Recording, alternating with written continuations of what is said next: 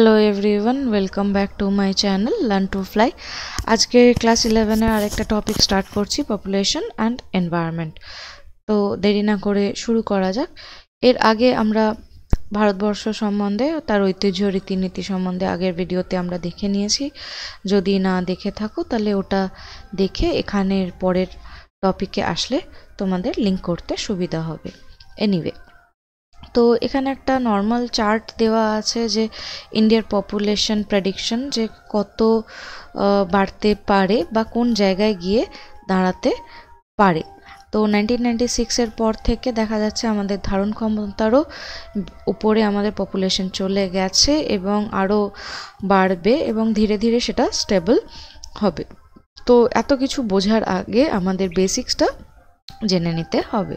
তো দেখা যাক জনসংখ্যা কাকে বলছে। জনসংখ্যা বলছে একটা জায়গা, যেখানে জায়গাটা বা এরিয়াটা তোমার কিন্তু ফিক্স। তুমি যদি এরিয়া বাড়িয়ে দাও তাহলে কিন্তু হবে না। তাহলে নির্দিষ্ট ভৌগোলিক এলাকার মধ্যে যতজন থাকছে তাকে তোমরা কি বলবে, সেইখানকার জনসংখ্যা বলবে। এখানে ইন্ডিয়ার একটা হিসেব দেওয়া আছে, আমাদের কারেন্ট পপুলেশন 138004385 crores, ঠিক আছে। আর এটা কোন সালের হিসেব? 2020-র হিসেব। সেই হিসেবে দেখা যাচ্ছে আমাদের এই পিরামিডের পেটটা সব থেকে কোথায় মোটা, না এই এলাকায়।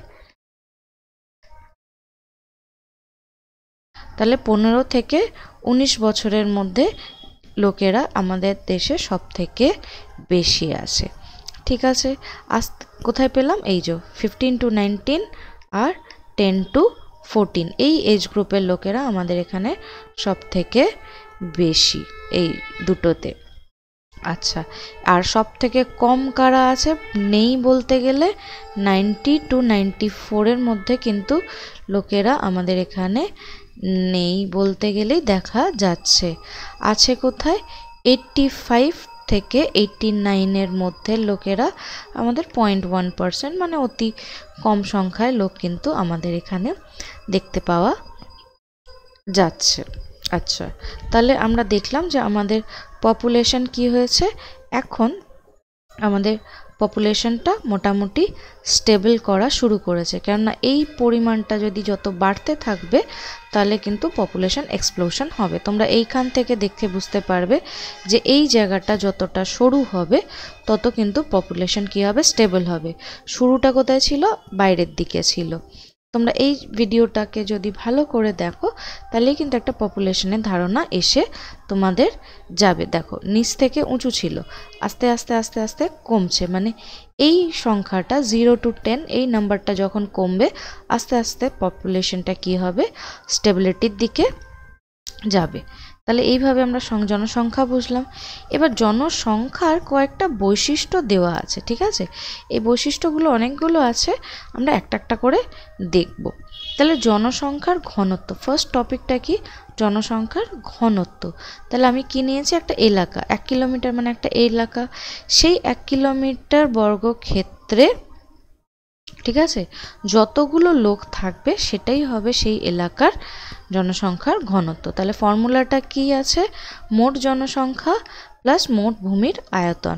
এখানে একটা বাংলাদেশের হিসেব দেওয়া আছে, তার জনসংখ্যা দেওয়া আছে আর আয়তন দেওয়া আছে, ঠিক আছে। আয়তন তোমরা জানো, দৈর্ঘ্য গুণ প্রস্থ। তাহলে যদি এটাকে আমরা হিসেব করি তাহলে ওনাদের প্রতি বর্গ কিলোমিটারে কোথায় লোক পাচ্ছে? 1000 জন। এইভাবে আমরা কিন্তু কোনো এলাকার জনঘনত্ব বের করতে পারি। এরপর হচ্ছে জন্মহার আর মৃত্যুহার, ঠিক আছে।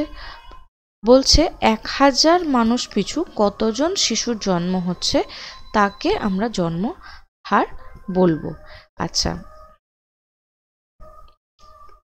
বলছে ভারত আর উন্নয়নশীল দেশে এর হারটা হচ্ছে 3%, আর উন্নত হবে, এটা পড়েনি, উন্নত দেশে এর পয়েন্ট হচ্ছে 1.5 বা এরও কম। অবশ্য আমাদের এই 3% আমরা একটু কমিয়ে নিতে পেরেছি রিসেন্ট ডেটা হিসেবে, যাই হোক। আর অন্যদিকে মৃত্যু হচ্ছে কি, এই একই সময়ের মধ্যে 1000 জনে কতজন মারা যাচ্ছে তাকে মৃত্যুহার বলছে। আমাদের মৃত্যুহার ছিল 7.3 per 1000।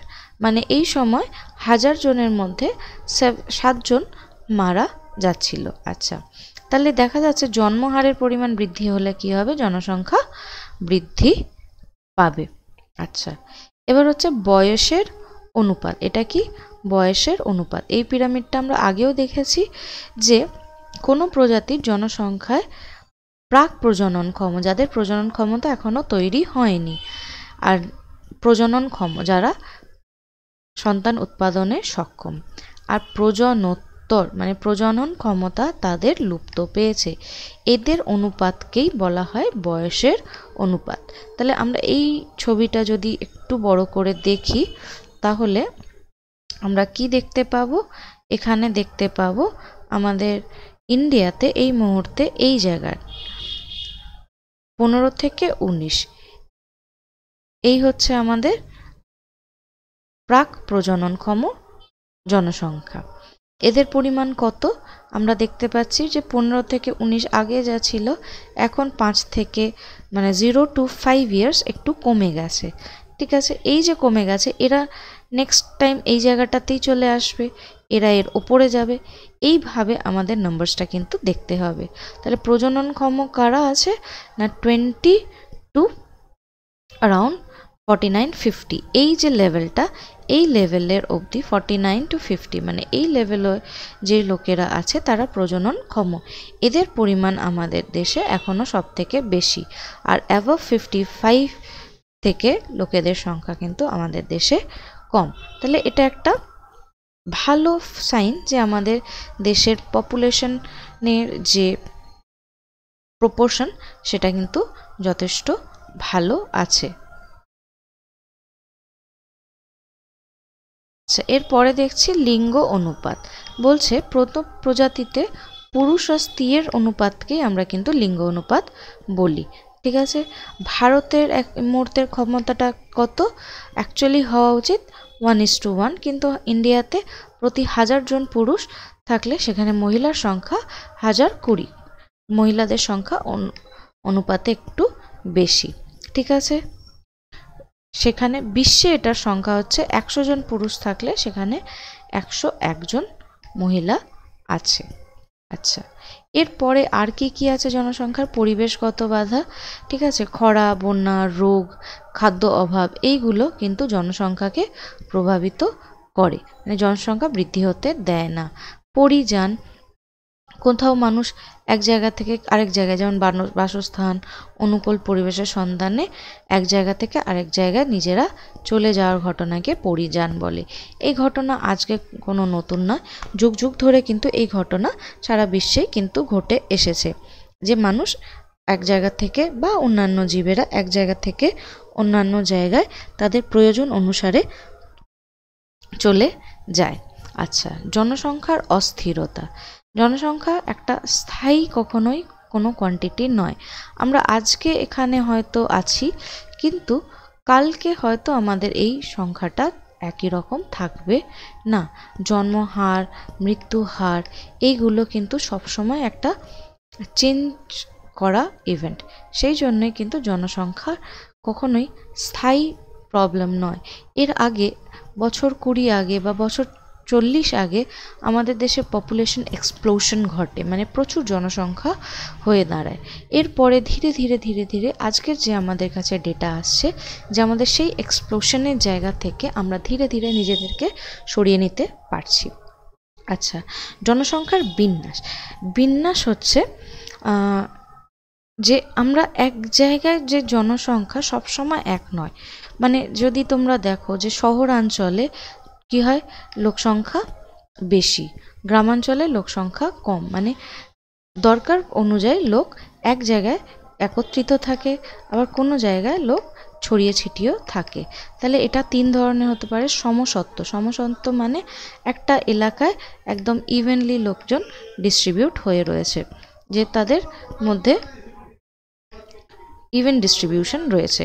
আরেকটা হচ্ছে বিক্ষিপ্ত, ছড়িয়ে ছিটিয়ে, আর একটা হচ্ছে একত্রিত। এটা হচ্ছে শহরাঞ্চলের আমাদের একটা বৈশিষ্ট্য।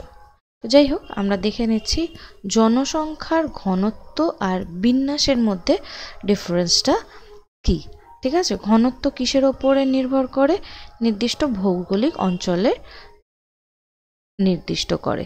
আচ্ছা, এবার জনসংখ্যার বিন্যাস, সেখানে ঘনত্ব এক হলেই যে বিন্যাস এক হবে তা না, ঠিক আছে। ভৌগোলিক অঞ্চলে তারা কেমনভাবে রয়েছে সেটাকে বোঝায়, ঠিক আছে।